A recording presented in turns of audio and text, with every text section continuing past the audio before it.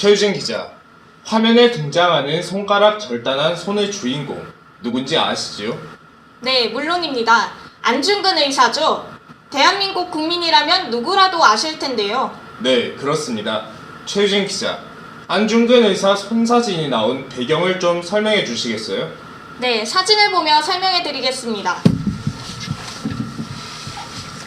구한말 함경도와 만주, 러시아 일원에서 독립무장 투쟁을 벌이던 안 의사가 지금부터 110년 전인 1909년 3월 2일 12명의 동지들과 러시아 땅 노브키에프스키에서 민족 원흉 이토 히로부미를 처단하기로 맹세하고 약지를 자른 뒤 그 피로 태극기 위에 대한 독립을 쓴 것입니다.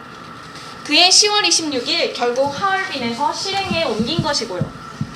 네, 안 의사는 하얼빈에서 체포돼 리순 감옥에서 사형 선고를 받으면서도 끝까지 대한독립을 굽히지 않으셨죠.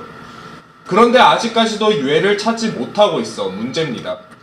올해는 3.1운동 100주년을 맞아 그 어느 때보다 독립 정신을 되새기는 작업이 한창인 가운데 문재인 대통령까지 안중근 의사 유해 봉환에 대한 의지를 밝혔는데요. 독립지사들의 투쟁을 돌아보며 기념사업을 점검해보는 TV 독립열전 시리즈.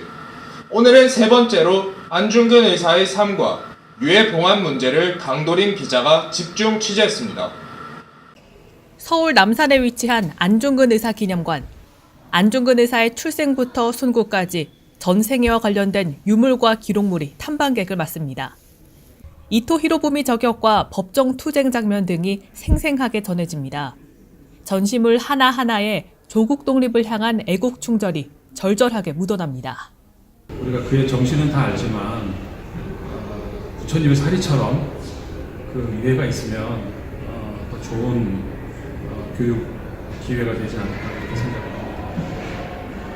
안중근 의사의 묘는 어디에 있는 걸까? 남산에서 가까운 효창공원으로 가봤습니다. 효창공원은 백정기, 윤국일, 이봉창 의사가 잠들어 계십니다. 그리고 이 네 번째 묘가 바로 안중근 의사 가묘입니다. 백범 김구 선생이 안중근 의사의 유해를 봉환하는 그 날을 위해 미리 준비해둔 건데요. 하지만 70년 넘게 빈 채로 남아 있습니다. 묘단 아래에는 김구 선생이 직접 쓴 유방백세, 꽃다운 향기여 영원하라는 애국 충절의 휘호도 보입니다. 효창공원의 가묘는 왜 빈 채로 남아 있는 걸까요? 안중근 의사가 1910년 3월 26일 일제 교수형을 당한 중국 리순 감옥입니다. 이 사진은 안중근 의사가 4개월간 수감됐던 독방이고요. 안 의사는 이곳에서 국권이 회복되면 유해를 고국에 묻어달라는 취지의 유언을 남깁니다. 하지만 항일운동의 성지가 될 것을 염려한 일제는 안중근 의사 유해 매장 장소를 끝내 공개하지 않았습니다. 유해가 리순 감옥 근처에 매장돼 있는 것으로 지금까지 추정될 뿐입니다.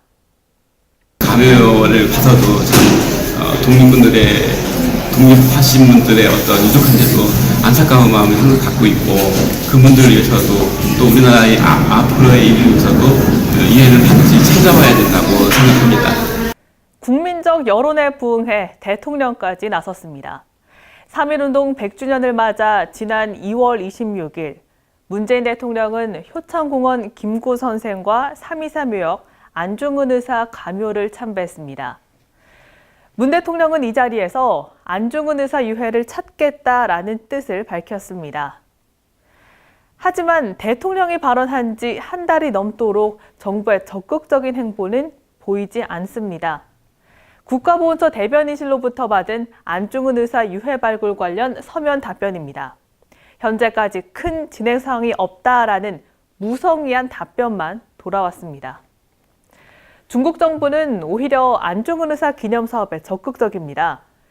이곳은 안중근 의사가 이토 히로부미를 저격한 중국 하얼빈역입니다.